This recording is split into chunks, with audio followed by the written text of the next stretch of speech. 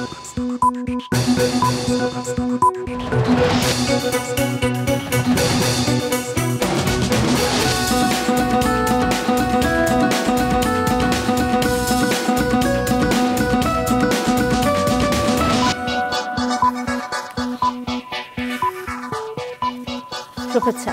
স্বাগত সন্ধ্যার মাছরাঙা সংবাদে। আপনাদের সঙ্গে আছি কাজী রওশনারা সাকি। শুরুতে গার্ডিয়ান লাইফ ইন্স্যুরেন্স সংবাদ শিরোনাম।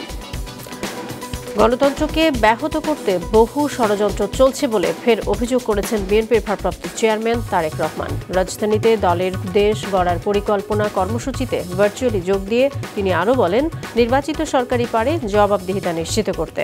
অনুষ্ঠানে দলের কেন্দ্রীয় নেতা সালাউদ্দিন আহমেদ বলেন, ধর্মের নামে রাজনীতি করছে একটি দল।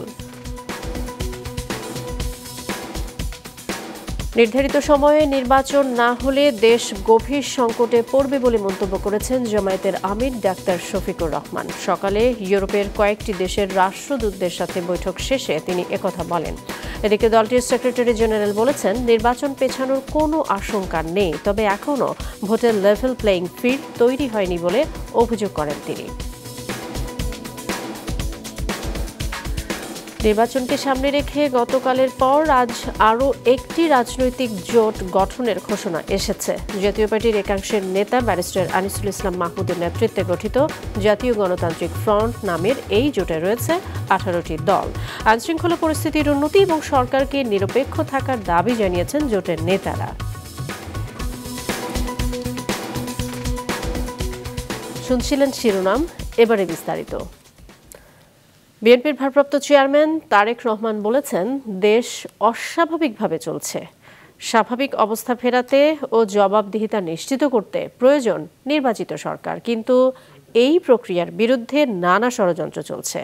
বিকেলে এক অনুষ্ঠানে এসব কথা বলেন তিনি।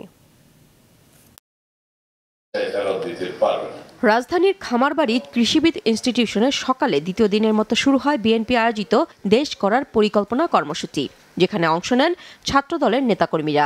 সূচনা বক্তব্যে দলের স্থায়ী কমিটির সদস্য সালাউদ্দিন আহমেদ বলেন, নীতি আদর্শ ছাড়া ধর্মের নামে রাজনীতি করছে একটি দল। যে দলের কোনো নীতি আদর্শ নেই, কোনো পরিকল্পনা নাই, শুধুমাত্র ধর্মের নামে একটা ট্যাবলেট বিক্রি করে জনগণের সাথে প্রতারণা করার পরিকল্পনা করছে, তাদেরকে জনগণ ইতিমধ্যে চিনেছে, তাদের মুখোশ উন্মোচিত হয়েছে। বিকেলে দিনের কর্মসূচির সমাপনীতে লন্ডন থেকে ভার্চুয়ালি যোগ দেন দলের ভারপ্রাপ্ত চেয়ারম্যান তারেক রহমান। বলেন, দেশে যেসব সমস্যা চলছে তা অস্বাভাবিক, এভাবে চলতে পারে না। স্বাভাবিক পথে দেশকে নিয়ে আসতে গণতন্ত্রের বিকল্প নেই উল্লেখ করে তিনি বলেন, গণতান্ত্রিক যাত্রাকে ব্যাহত করতে নানা ষড়যন্ত্র চলছে। এই অস্বাভাবিক ব্যাপারটা এইভাবে চলতে পারে না, এই অস্বাভাবিক ব্যাপার চলতে পারে না এবং এই অস্বাভাবিক চলতে দেওয়া যেতে পারে না। এই অস্বাভাবিক ব্যাপার যদি পরিবর্তন করে স্বাভাবিক ব্যাপারকে স্বাভাবিকভাবে দেশকে নিয়ে আসতে হয়, প্রিয় ভাই বোনেরা, গণতন্ত্রের কোনো বিকল্প নেই, নেই এবং নেই। বহু ষড়যন্ত্র চলছে বর্তমানে, কিভাবে গণতান্ত্রিক ব্যবস্থাকে ব্যাহত করা যায়। তিনি আরো বলেন, কোনো একজন ভালো বাকি সবাই খারাপ, এই ধারণার পরিবর্তন 5 আগস্টের পরও হয়নি। এটি গণতন্ত্রের জন্য হুমকি মনে করেন তারেক রহমান। একজন ভালো আর বাকি সবাই খারাপ, দুঃখজনকভাবে হলো 5 তারিখের পরে কেন জানি মনে হচ্ছে সেটির বোধহয় পরিবর্তন হয়নি। এটি কোনোভাবেই কাম্য হতে পারে না। এই ধারণার পরিবর্তন হতে হবে, এটি গণতন্ত্রের জন্য হুমকি। বিএনপির প্রধান এই নীতি নির্ধারক ছাত্রদলের নেতাকর্মীদের উদ্দেশ্যে বলেন, নির্বাচনে প্রার্থী মুখ্য না, মুখ্য দল। দেশ করতে বিএনপির যে পরিকল্পনা রয়েছে তা অন্য কোনো দলের নেই উল্লেখ করে তারেক রহমান বলেন, মানুষ ধানের শীষের পক্ষে রায় দিলে পরিকল্পনা বাস্তবায়ন করা সম্ভব হবে। তো এখানে প্রার্থী মুখ্য নয়, এখানে মুখ্য হচ্ছে তোমার দল, এখানে মুখ্য হচ্ছে দেশ এবং দেশ গঠনের পরিকল্পনা, যেটা প্ল্যান এবং প্ল্যানিং প্রোগ্রাম, এটা হচ্ছে মুখ্য, এবং মুখ্য হচ্ছে ধানের শীষ। 31 দফার আলোকে দেশ গড়ার এই কর্মসূচি মূলত সাজানো হয়েছে কর্মশালার আদলে, যার সভাপতিত্ব করছেন দলের সিনিয়র যুগ্ম মহাসচিব রুহুল কবির রিজভী। 7 দিনের কর্মসূচি শেষ হবে 13ই ডিসেম্বর। নুরুন নাহার বিলি, মাছরাঙা সংবাদ, ঢাকা। বিএনপি চেয়ারপারসন খালেদা জিয়ার শারীরিক অবস্থা অপরিবর্তিত রয়েছে। এভারকেয়ার হাসপাতালে দেশি বিদেশি চিকিৎসকদের তত্ত্বাবধানে আগের মতোই তার চিকিৎসা চলছে। হাসপাতালে 16 দিন ধরে চিকিৎসাধীন রয়েছেন তিনি। দেশি বিদেশি চিকিৎসকদের নিয়ে গঠিত মেডিকেল বোর্ড তার শারীরিক অবস্থা নিয়ে প্রতিদিনই বৈঠক করছে। পুরো বিষয়টি পর্যবেক্ষণ করছেন বেগম জিয়ার পুত্রবধূ ডাক্তার জুবাইদা রহমান। বেগম জিয়াকে উন্নত চিকিৎসার জন্য লন্ডনে নেওয়া হবে কিনা তা নির্ভর করছে মেডিকেল বোর্ডের সিদ্ধান্তের উপর। গতরাতে সিটি স্ক্যানের রিপোর্ট স্বাভাবিক এসেছে বলে জানিয়েছে মেডিকেল বোর্ড। খালেদা জিয়ার শারীরিক অবস্থার সবশেষ খবর জানাতে এভারকেয়ার হাসপাতাল এলাকা থেকে এখন যোগ দিচ্ছেন সিনিয়র রিপোর্টার হাসনাইন তানভীর। তানভীর, সবশেষ কি আপডেট রয়েছে আপনার কাছে জানতে চাই।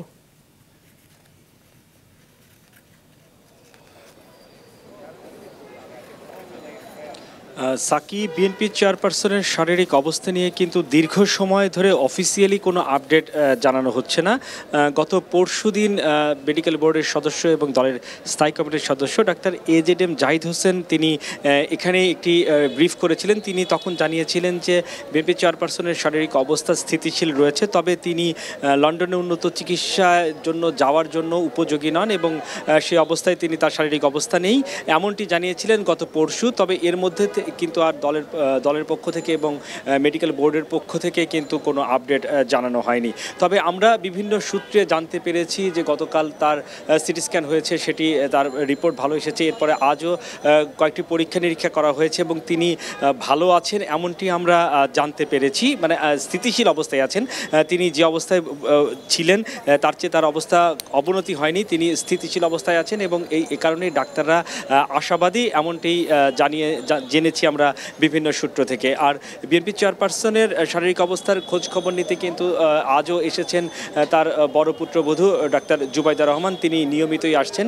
তিনি গেল শুক্রবার লন্ডন থেকে এসেছেন বিএনপি চেয়ারপারসনকে আবার উন্নত চিকিৎসার জন্য লন্ডন নিয়ে যেতে। তবে তার শারীরিক যে অবস্থা সেটি এখন বিদেশ নিয়ে যাওয়ার উপযোগী হয়নি, এই কারণেই তিনি নিয়মিত আসছেন এবং তদারকি করছেন। আমরা জানতে পেরেছি যে মেডিকেল বোর্ড প্রতিদিন অন্তত 2 থেকে 3 বার বৈঠক করছেন এবং তার শারীরিক অবস্থার তদারকি করছেন। তো এই ছিল এভারকেয়ার হাসপাতালের সামনে থেকে আমার কাছে সবশেষ। তানভীর, আপনাকে ধন্যবাদ। দর্শক, বিএনপি চেয়ারপারসন খালেদা জিয়ার শারীরিক অবস্থার সবশেষ খবর জানালেন সহকর্মী হাসনাইন তানভীর। জাতীয় নির্বাচনের তারিখ পেছানো কোনোভাবেই কাম্য নয় বলে জানিয়েছেন জামায়াতে ইসলামের আমির ডাক্তার শফিকুর রহমান। তিনি বলেছেন, নির্ধারিত সময়ে নির্বাচন না হলে দেশ গভীর সংকটে পড়বে। এদিকে নির্বাচন কমিশনের সাথে বৈঠক শেষে দলটির সেক্রেটারি জেনারেল অভিযোগ করেন, ভোটের লেভেল প্লেইং ফিল্ড এখনও তৈরি হয়নি।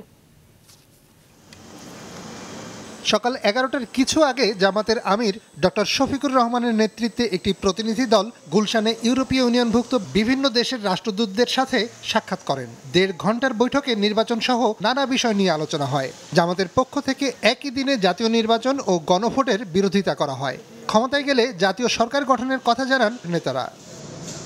আলোচনা থেকে বেরিয়ে এসে জামায়াতের আমির সাংবাদিকদের জানান, জাতীয় নির্বাচনের তারিখ পেছানো কোনোভাবেই কাম্য নয়। নির্ধারিত সময় নির্বাচন না হলে গভীর সংকটে পড়বে দেশ। ইলেকশন পিছানোর কোনো সুযোগ আছে মনে করি না, উচিত নয় মনে করি। আমরা মনে করি যে ফেব্রুয়ারির ঘোষিত এই টাইমলাইনের ভিতরে নির্বাচন হওয়াই দেশের জন্য একান্ত প্রয়োজন। এর সামান্য কোনো ব্যত্যয় ঘটলে দেশ দারুণভাবে ক্ষতিগ্রস্ত হবে। আমরা ধর্মকে কখনো ব্যবহার করি নাই, করব না।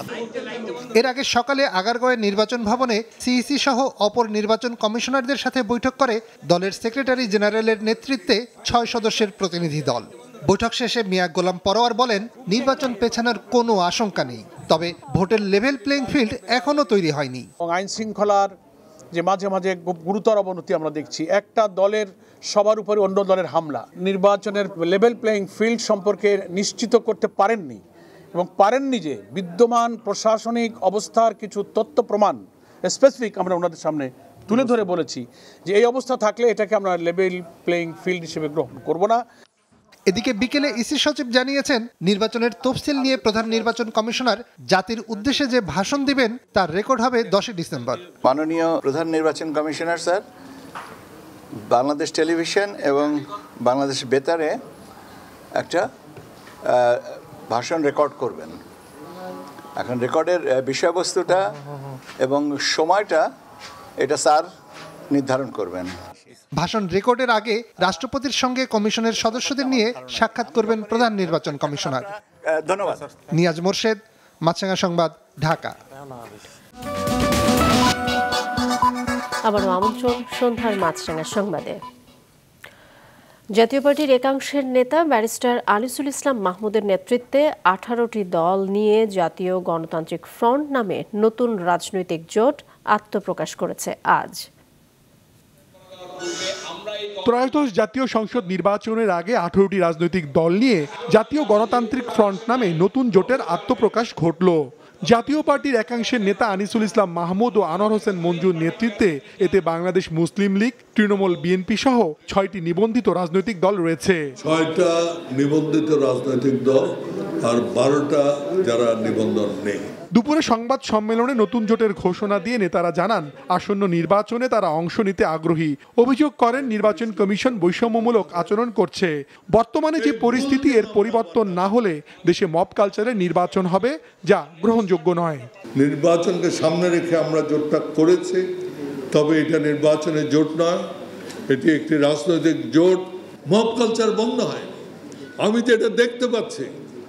এই নির্বাচনে মব কালচারের নির্বাচন হতে যাচ্ছে যদি না এই সরকার জরুরি ভিত্তিতে আইন শৃঙ্খলা কঠোরভাবে তারা আয়ত্তে না আনে। এই বর্তমানে যারা ক্ষমতায় আছেন তারা বলেন মন খুলে কথা বলেন। আমি মন খুলে কথা বলি নাই, একটু কথা বলছিলাম, বাদ আমার বিদেশ যাওয়া বন্ধ, কিছু মধ্যে করলাম। গণতান্ত্রিক চর্চায় এটি সাংবিধানিক ধারাবাহিকতায় আমরা কিভাবে দেশটাকে এগিয়ে নিতে পারি সেটাই হওয়া উচিত আমাদের লক্ষ্য। ভালো নির্বাচনের জন্য আইনশৃঙ্খলা পরিস্থিতির উন্নতি ও অন্তর্বর্তী সরকারকে আগামী 2 মাস নিরপেক্ষ নির্বাচনকালীন সরকারে পরিণত করা সহ 7 দফা দাবি জানান তারা। অন্তর্ভুক্তমূলক, স্বচ্ছ, গ্রহণযোগ্য এবং অংশগ্রহণমূলক নির্বাচনের জন্য লেভেল প্লেইং ফিল্ড নিশ্চিত করা, সরকারকে আগামী 2 মাসে নিরপেক্ষ নির্বাচনকালীন সরকারে পরিণত হতে হবে। আদালতের রায় জোটের সঙ্গে থাকা জাতীয় পার্টির অংশটি লাঙ্গল প্রতীক না পেলে নিবন্ধিত অন্য দলগুলো যে কোনো একটি প্রতীক নিয়ে নির্বাচনে অংশ নেয়ার বিষয়ে নিজেদের পরিকল্পনার কথাও জানান তারা। মাশরুক রাহাত, মাছরাঙা সংবাদ, ঢাকা। ত্রয়োদশ জাতীয় সংসদ নির্বাচন সুষ্ঠুভাবে সম্পন্ন করতে সরকারের পক্ষ থেকে সার্বিক প্রস্তুতি নেওয়া হচ্ছে বলে জানিয়েছেন স্বরাষ্ট্র উপদেষ্টা। সকালে আইনশৃঙ্খলা সংক্রান্ত উপদেষ্টা পরিষদের বৈঠক শেষে তিনি একথা বলেন। প্রস্তুতি মাশাআল্লাহ খুবই ভালো, সব বাহিনীগুলি কিন্তু তাদের প্রশিক্ষণ চালিয়ে যাচ্ছে। যদি আমার কাছে কোনো ম্যাজিক থাকতো বা ওই সুইচ লাইট অন অফের মতো থাকতো তো আমি করে দিতাম যে লাইট অফ, এখন আর কোনো কিলিং ফিলিং কোনো কিছু হবে না। আমার কাছে এরকম কোনো ম্যাজিক নেই। রাজধানীর মোহাম্মদপুর এলাকার একটি বাসা থেকে মা মেয়ের মরদেহ উদ্ধার করেছে পুলিশ। পরিবারের অভিযোগ, গৃহকর্মী আয়েশা এই হত্যাকাণ্ডের সাথে জড়িত থাকতে পারে। সিসি ক্যামেরা ফুটেজ পর্যালোচনা করে তদন্তে নেমেছে পুলিশ। আরও জানাচ্ছেন দাউদ হাসান। একমাত্র মেয়ে নাফিসা ও স্ত্রী লায়লা আফরোজকে হারিয়ে ভেঙে পড়েছেন রাজধানীর ইংরেজি মাধ্যমের সানভিম স্কুলের শিক্ষক আজিজুল ইসলাম। প্রতিদিনের মতো ক্লাস শেষে সকাল 11:30টার দিকে বাসায় ফেরেন তিনি। বাসায় ঢুকে স্ত্রী ও স্কুল পড়ুয়া কন্যার রক্তাক্ত মরদেহ মেঝেতে পড়ে থাকতে দেখেন আজিজুল। আমি কারটা কিছু তো দেখিও না, বুঝতেও পারি না, আমি জাস্ট রক্তাক্ত অবস্থায় এরকম পড়ে আছে। হ্যাঁ, আমি ওইভাবে পড়ে আছি, আমি ওইভাবে দেখেছি। এই ঘটনায় আতঙ্ক ছড়িয়ে পড়েছে আশপাশের ফ্ল্যাটের বাসিন্দাদের মধ্যে। স্বজনরা জানান নিহত নাফিজা পড়তো মোহাম্মদপুর প্রিপারেটরি স্কুলের 9ম শ্রেণীতে। সুষ্ঠু তদন্ত ও জড়িতদের দ্রুত আইনের আওতায় আনার দাবি তাদের। যে গেট খোলা আর ভেতরে অবস্থা একদম মানে আপার নিচে পড়ে আছে আর পুরো ফ্লোর হচ্ছে ব্লাডে ভরা। আমরা কোনোদিন আশা করি না, খুবই ভালো তাদের মেয়েটার দ্বারা এটা হয়েছে। পুলিশ বলছে মা মেয়েকে হত্যার পর বাসা থেকে বেরিয়ে যায় হত্যাকারী। এ সময় বাসা থেকে জব্দ করা হয়েছে হত্যাকাণ্ডে ব্যবহৃত ছুরি। প্রাথমিকভাবে ঘটনায় গৃহকর্মী জড়িত থাকার সন্দেহ করা হচ্ছে। ধস্তাধস্তির আলামত আমরা পেয়েছি এবং এখানে মেঝেতে এবং ওয়ালে অনেক রক্তের দাগ রয়েছে। সেই সাথে এখানে যেটি আমরা পেয়েছি ভেতরে তাদের আলমারি এবং ব্যবহার্য অনেক ভ্যানিটি ব্যাগ থেকে শুরু করে অনেক কিছু তছনছ অবস্থায় রয়েছে। এটি নিয়েই আমরা সিসি ক্যামেরা ফুটেজ সেটি বিশ্লেষণ করে তার হত্যার আগে পরের তার উপস্থিতি তার অ্যাক্টিভিটিস বিশ্লেষণ করে আমরা এটি নিয়ে পরবর্তী তদন্ত এগিয়ে নিয়ে যাব। এর আগে সিসি ক্যামেরার ফুটেজে দেখা যায় সকাল 7:51 বোরকা পরিহিত অবস্থায় ওই ভবনে প্রবেশ করেন গৃহকর্মী আয়েশা। 9:35 স্কুলের পোশাকে তাকে বেরিয়ে যেতে দেখা যায়। 4 দিন আগে এ বাসায় কাজ নেন আয়েশা। দাউদ হাসান, মাছরাঙা সংবাদ, ঢাকা। ঢাকা সেন্ট্রাল ইউনিভার্সিটির চূড়ান্ত অধ্যাদেশ জারির দাবিতে শিক্ষা ভবনের সামনের মূল সড়ক আজও দিনভর অবরোধ করে রাখে 7 কলেজের শিক্ষার্থীরা। এতে শিক্ষা ভবনের সামনের এক পাশের সড়কে যান চলাচল বন্ধ থাকে। গতকাল দুপুর থেকে সড়কে অবস্থান করছেন শিক্ষার্থীরা। সতর্ক অবস্থানে রয়েছে আইনশৃঙ্খলা বাহিনী। এদিকে দুপুরে দাবি নিয়ে আলোচনা করতে শিক্ষা মন্ত্রণালয়ের আহ্বানে তাদের একটি প্রতিনিধি দল সচিবালয়ে যায়। সন্ধ্যার দিকে বের হয়ে আসে। কিছুক্ষণের মধ্যে বৈঠকের বিষয়ে বিস্তারিত জানানোর কথা রয়েছে। বৈঠক শেষে প্রতিনিধি দল বেরিয়ে আসার পর সড়কের অবরোধ তুলে নেয়।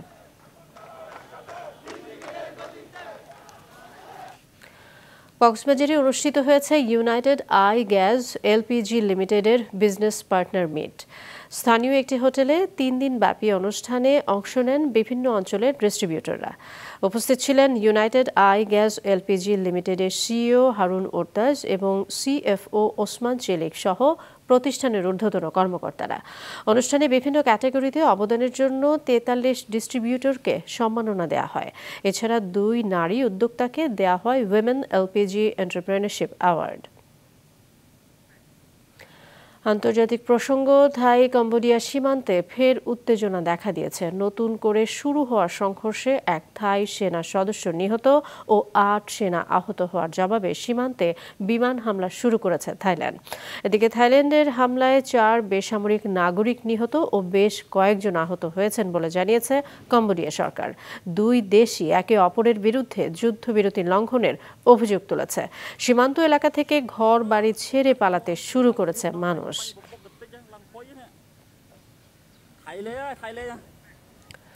এবারে খেলার খবর। বাংলাদেশ প্রিমিয়ার লিগ বিপিএল দিয়ে টি-20 বিশ্বকাপের জন্য প্রস্তুতিটা ভালোভাবে করতে চান জাতীয় দলের ওপেনার তানজিদ হাসান তামিম। এই বছর 27 ম্যাচে 8টি 50 করা তামিম রাখতে চান ফর্মের ধারাবাহিকতা। কিছুটা সিমিলার আছে কলকাতা উইকেট কাপ 2টা সিরিজের লাস্টে চিটাগাং খেলা হয়েছে টি-20, ওখানে দেখবেন যে প্রিকি উইকেট ছিল। তো আমার কাছে মনে হয় যে এটা অনেক ভালোভাবে কাজে লাগবে। আমি আমার ক্যালিবার অনুযায়ী খেলতে পারি নাই আইসিসি ইভেন্টে, তারপরে এশিয়া কাপে আমি ক্যালিবার অনুযায়ী খেলতে পারি নাই। তো এটা আমার কাছে সত্যি অনেক খারাপ লাগে। যেরকম সিরিজগুলোতে আমি লাস্ট কয়েকটা সিরিজ যেরকম কনসিস্টেন্ট পারফর্ম করছি, তো আমার চেষ্টা থাকবে যাতে এই কনসিস্টেন্টটা যাতে আইসিসি ইভেন্টে ধরে রাখতে। সন্ধ্যার সংবাদ শেষ করছি, তার আগে গার্ডিয়ান লাইফ ইন্স্যুরেন্স সংবাদ শিরোনামগুলো আরও একবার। গণতন্ত্রকে ব্যাহত করতে বহু ষড়যন্ত্র চলছে, ফের অভিযোগ তারেক রহমানের। কেন্দ্রীয় নেতা সালাউদ্দিন আহমেদ বললেন, ধর্মের নামে রাজনীতি করছে একটি দল। নির্ধারিত সময়ে নির্বাচন না হলে দেশ গভীর সংকটে পড়বে, মন্তব্য জামায়াত আমিরের। এদিকে দলটির সেক্রেটারি জেনারেল বলেছেন, নির্বাচন পেছানোর কোনো আশঙ্কা নেই। নির্বাচন সামনে রেখে আরও একটি রাজনৈতিক জোট গঠনের ঘোষণা। জাতীয় পার্টির একাংশের নেতা ব্যারিস্টার আনিসুল ইসলাম মাহমুদের নেতৃত্বে গঠিত দল জাতীয় গণতান্ত্রিক ফ্রন্ট। এই ছিল সন্ধ্যার সংবাদে। ফেসবুকে আপডেট পেতে ভিজিট করুন মাছরাঙা টেলিভিশনের পেজে। ইউটিউব চ্যানেলেও দেখতে পারেন আমাদের সংবাদ, প্রতিবেদন এবং অনুষ্ঠান। দর্শক, রাস্তার ধুলো ও ধোঁয়া ফুসফুসের ক্ষতির কারণ হতে পারে, তাই জীবাণু ও ফুসফুসের সংক্রমণ থেকে সুরক্ষিত থাকতে ব্যবহার করুন ফেস মাস্ক। এতক্ষণ সঙ্গে থাকার জন্য ধন্যবাদ জানিয়ে আমি কাজী রওশনারা সাকি শেষ করছি সন্ধ্যার মাছরাঙা সংবাদ। এই দিন এইভাবে।